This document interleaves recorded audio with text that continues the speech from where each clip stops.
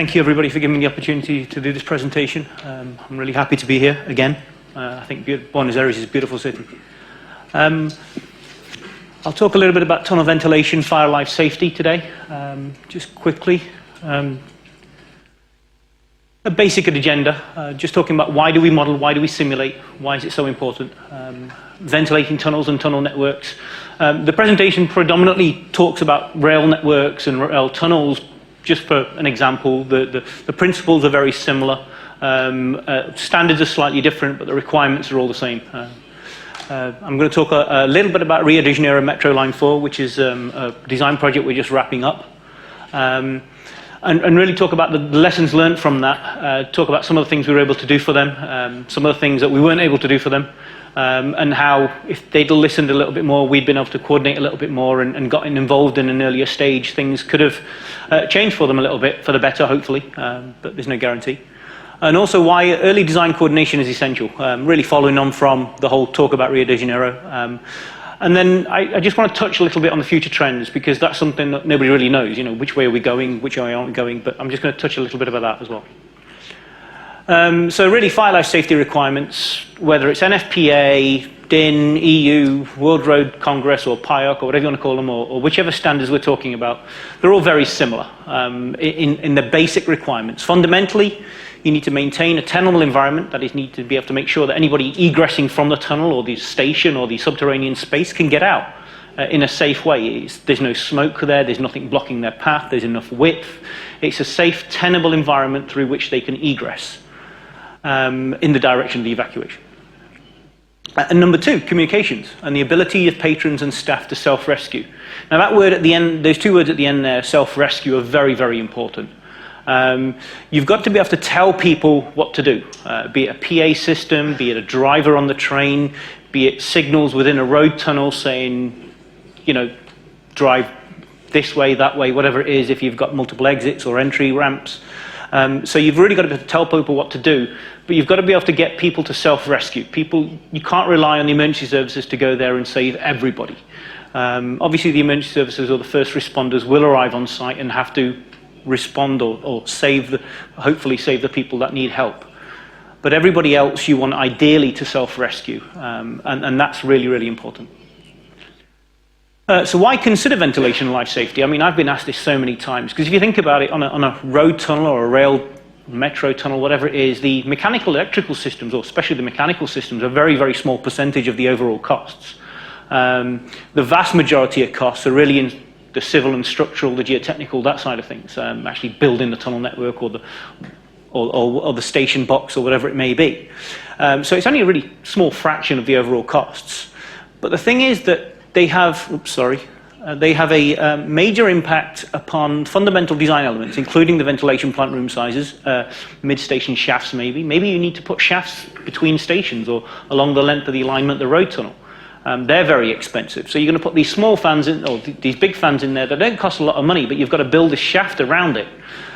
Or you've got fans that are too small in your station box, so you need to increase the size of the station box all of a sudden because somebody made a mistake on the fan sizing. You put too large a fan in, going the other direction. You put too large a fan in such that you've now had to upgrade the electrical service or the electrical capacity, which is a lot more money than just your mechanical equipment. $200,000 fan might cost, US that is, might cost $10 million in electrical supply equipment, substations, etc. And if it's a remote location, well, then you've got to get the utility company to bring power to that remote location as well. So these are all very, very important cost considerations. Tunnel geometry. I'll touch a little bit later on, but you know, egress, how we get people into a safe environment, how we get people out of the incident tunnel. That's the tunnel that has the fire in it, or the side of the tunnel that might have the fire in it. Also very important. The overall diameter of the TBM, for example, could be impacted. Obviously a big cost implication there. Egress stairs, cross passages, what the spacing of those locations are. How do we get people from a tunnel that's got a fire in it to a safe location, a point of evacuation? That's important as well. And then architects is also. They don't want horrible, ugly ductwork or exhaust grills or whatever it may be in their beautiful station that they're designing. So it does have an impact upon the architectural design of stations as well. So really, I've asked this question lots of times, and some of the gentlemen here have seen this slide before, but what is the major cause of death in tunnel fires? I was asked this question when I first started in 19 odd years ago, and like a lot of people, I thought it'd be smoke. I mean, most people here would probably say smoke. Some people might think it was heat, trampling, you know, human nature. You see a fire behind you, you would run as fast as you can. If somebody falls in front of us, unfortunately, how many people would actually stop and help that person up? I don't know. I'd like to think I would, but I'm not sure. Third rail electrocution. You're in a rail tunnel, there's a third rail, you've got to walk along this small walkway. You might decide to jump down onto the track bed, thinking it's a safe, easier route. You might fall off. You could get electrocuted. Does that kill? Bad design. Have you undersized the ventilation equipment? Is there a bad design on the sprinkler system or the detection system that it didn't work, or it didn't pick up the fire location? Poor maintenance. This is something that's often overlooked. Are the fans going to work? Have you been testing the fans on a monthly basis?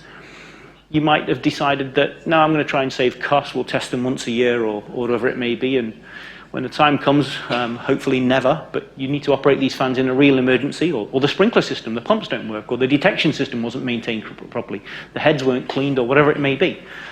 Poor maintenance could have a major impact as well.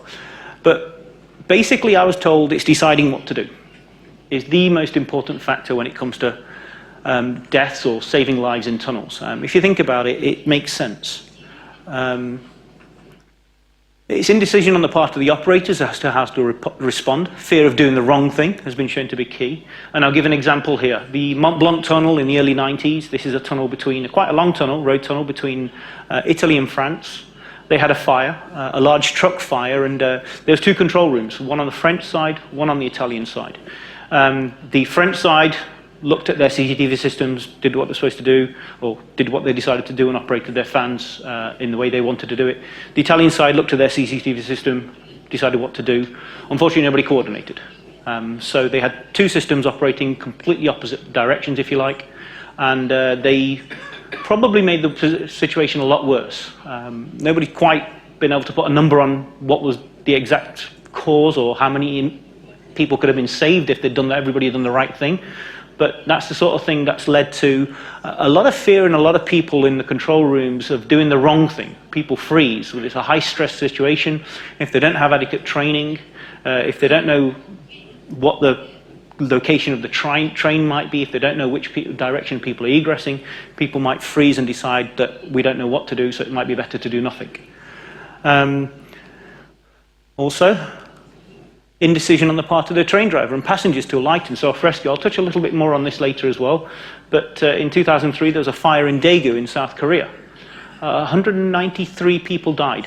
The majority of those people that died were on a non-incident train that arrived in the station 4 minutes after the fire had started. They arrived on the non-incident train, on the other platform. The train driver opened the doors initially, then closed them, locking in a lot of people within the train, then decided he was simply going to get out of the train, taking the master key with him, and running off. Basically, a lot of people died on that train. It's quite horrible, really, phoning their families, telling them where they were. They identified bodies by the telephones and stuff. It was a horrible, horrible, horrible thing that happened. And this was an arson fire. And I'm going to touch again on that a little bit later as well. This is the first time in the world this had happened. Really is an arson fire. Obviously, there's been events since. That gives you an example of what's going on. And would you believe human curiosity? Curiosity killed a cat, and unfortunately often kills humans as well. I have videos of real tunnel fires in Scandinavian countries and other locations as well, whereby people are in a road tunnel, trucks got fire, it stopped somewhere along the length of that tunnel, I'm not sure exactly where it might be, and the drivers in front of that truck have obviously just driven on and out of the portal. The drivers are behind have actually come up and stop. But those passengers and drivers, instead of getting out and walking the other direction that they came from, started walking towards the fire to see what was going on. Now, as an individual, you might think, oh, that's kind of stupid, you weren't really thinking about your own self-preservation. But in that video, would you believe it or not, there's actually a mother with a small baby in a car seat who gets out, gets the baby, and walks towards the fire as well. So, people do stupid things, unfortunately, but curiosity, like I said, killed the cat. So why do we model and simulate? Just to give you an idea, this is innovation, what I'm going to call innovations 1. It was around 1940s. I'm not sure exactly of the timescale. Anybody could go on Wikipedia and check it. This is the Tacoma Narrows Straits Bridge in Washington State, in the USA.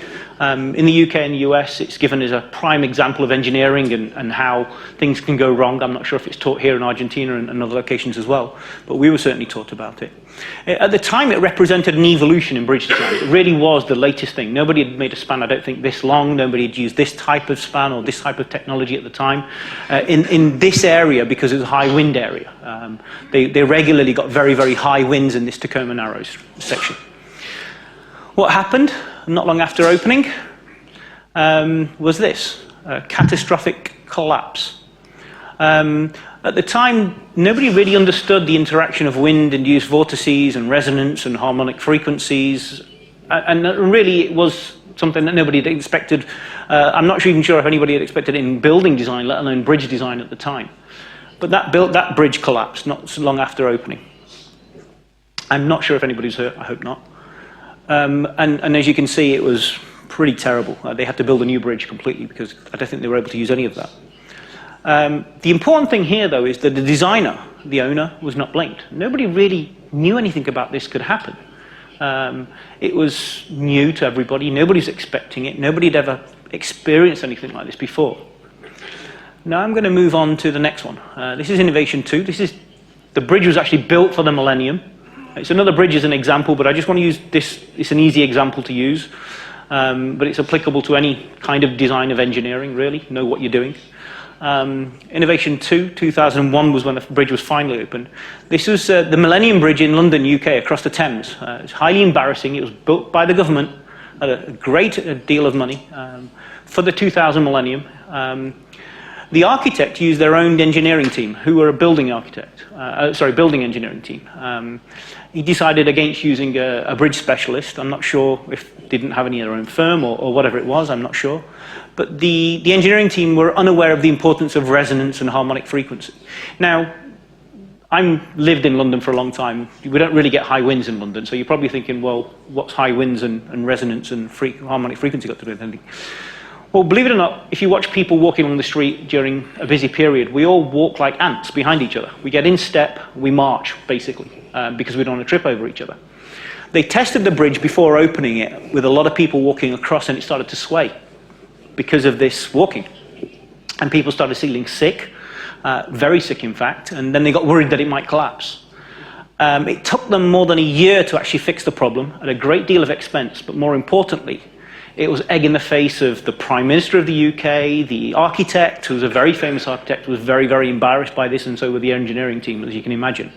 It was a farce, it really was. It was very, very unfortunate, but it was kind of sad. Was the design beyond the limits of the analysis? Now, the previous example, I would say that at the time, there was really nothing they could have done about that. They really didn't know it. Maybe they could have tested it in small-scale models or something, I don't know, but they didn't have computers in the 40s. They really didn't understand it. But this is 2000. This is 1999, I think the bridge was actually completed, ready for the 2000 millennium. And the question is, was the design beyond the limits of analysis? And I would say no. Absolutely, it could have been done properly, had the engineering team had experience, knowing what they're doing in terms of bridge design, had the architect consulted a bridge designer maybe. And quite rightly, the designer and the owner was blamed, as well as the government and everybody else involved in the project. And this really comes to this slide. I like to use this as an analogy. We can all walk, at least I like to think all of us here can walk. We all find it relatively easy. We probably all started between the age of 1 and 2. But to most of us, this is probably scary. It certainly is to me.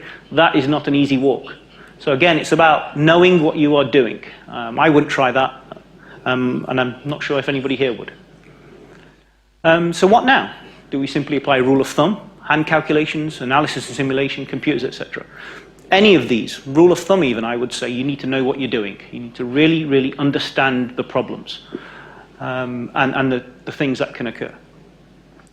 Moving on, really, I'm just going to talk a little bit about tunnel ventilation or station ventilation or network ventilation, if you like, a little bit, and use some basic examples. I apologize if they're a bit stupid, but just to give an example, this is a basic station with 4 exits from the platform, imaginary fans at this end and this end. It could be different. A train arrives, stops, might be on fire already, the door's open, smoke starts coming out, goes in all directions depending upon the grade and the station geometry. And then you turn the fans on in what we call a pull-pull mode, i.e. you put all the fans on an exhaust. That's typically what we try to do. And the idea is to try and maintain a smoke-free evacuation route and pull the smoke into the fans here. So we're maintaining that smoke-free evacuation route. Now, like I said, this is pretty basic. Unfortunately for me, stations are never that basic. This is Rio de Janeiro. This is one station in Rio de Janeiro.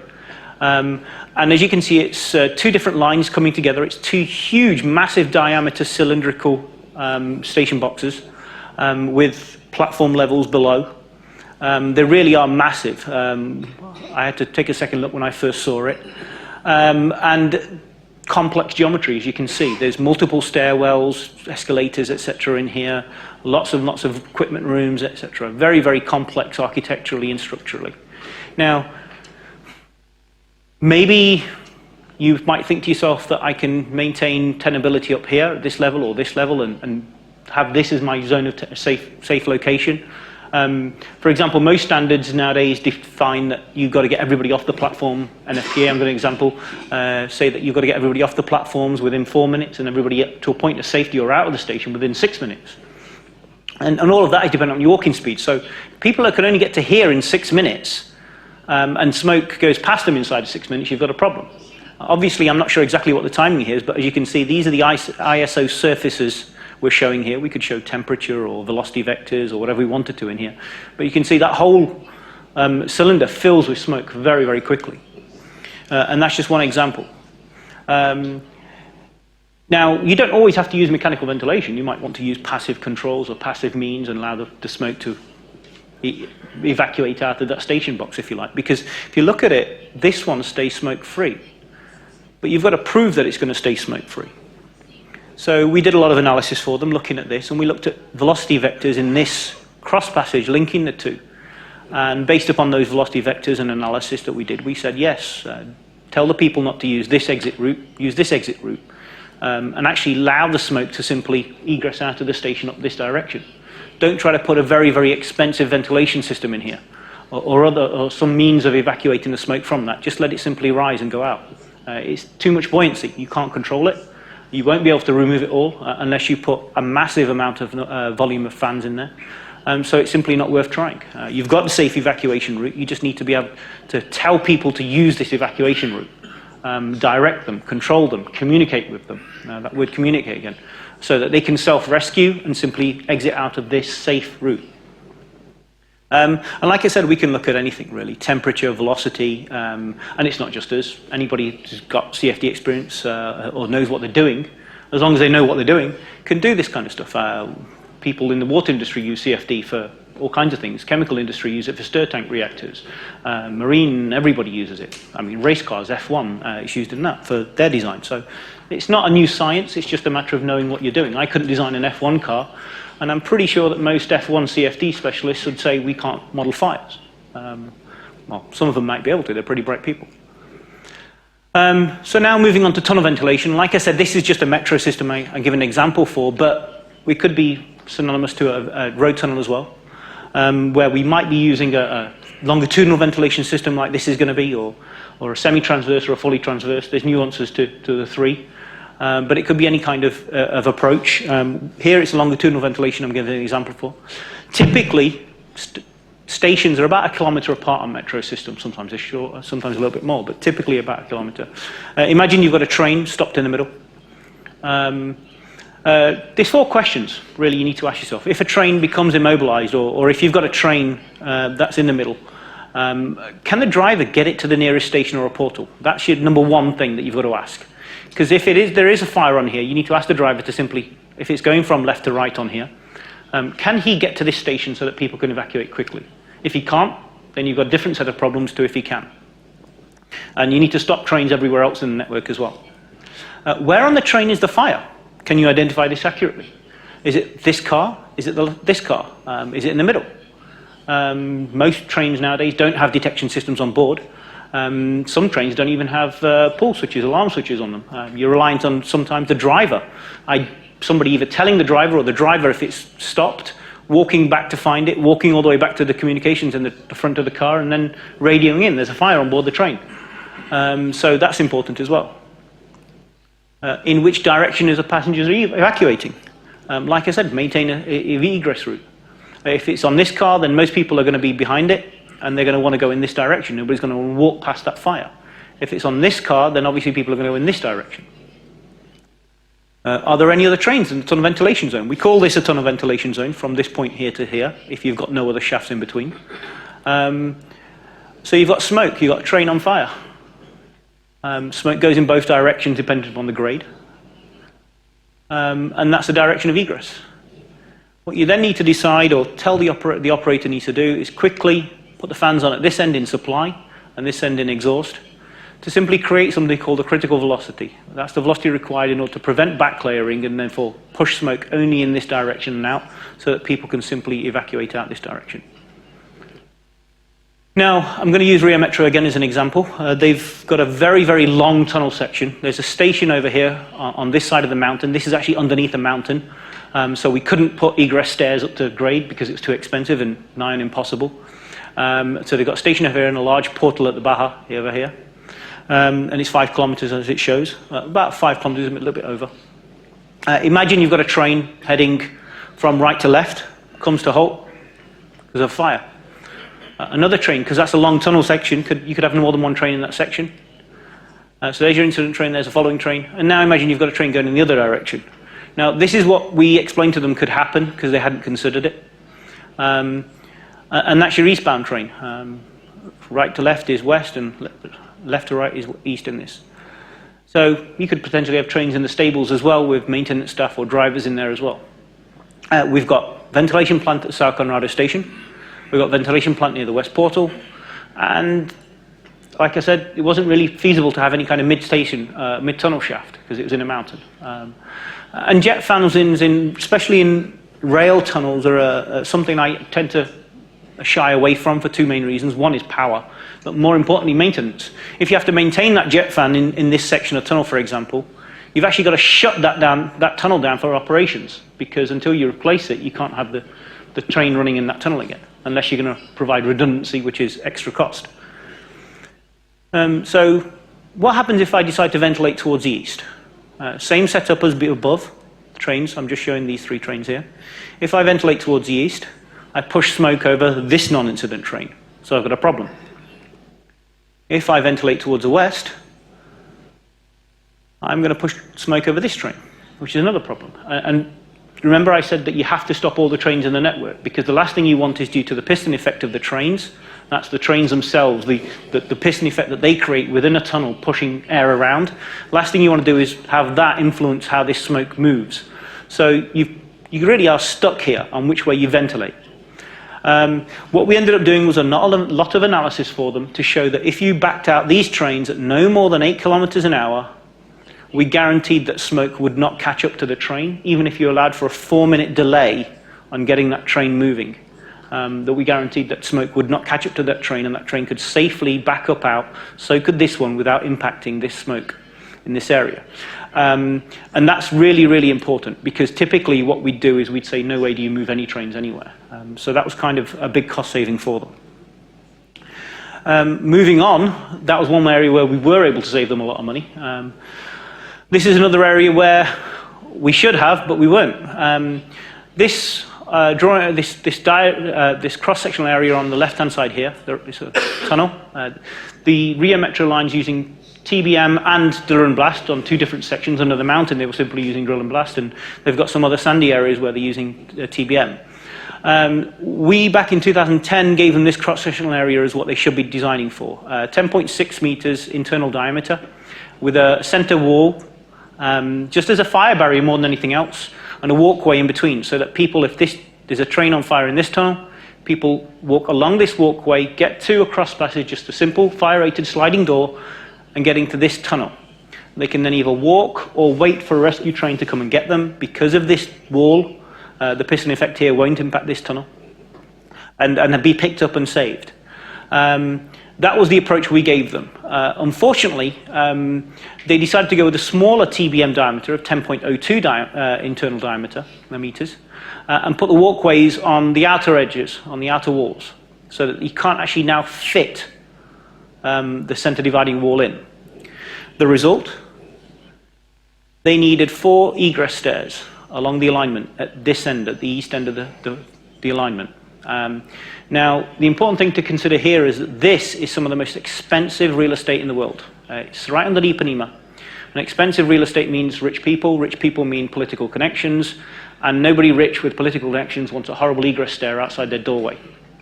And they also don't want the streets around where they live closed for any time, let alone months on end. So it's a bit of a political nightmare for them, to be honest with you.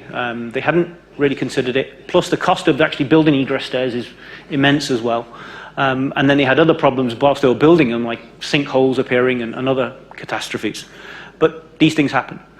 So they needed these 4. We ended up trying to design these out. We looked at it, spent a lot of time. They wanted us to get rid of all of them. We were only able to get rid of 2 of them for them. But what we were able to do was, this was their original design to have the egress stairs. Because they'd put the walkways on the outer wall, they decided they needed 1 on each side. We looked at, the analysis, showed them how they could use a level crossing, and showed they only needed 1 stair. So that was a big cost saving for them as well. Again, getting people out, communicating, signage was important for that. Just moving on now to sustainability more than anything else. I'm just going to talk a little bit now and wrap this thing up. So really, what is it all about? It's all about having a whole life cycle design. Energy is so expensive. Having oversized fans, running them every so often, providing the power for those fans, lighting, all of these other things that require emergency power, those have to be considered. But also the fans themselves. You've got to make sure that your fans aren't oversized because it's more expensive to maintain repairs. Try and have the same type of fan along your alignment. Don't go for different manufacturers.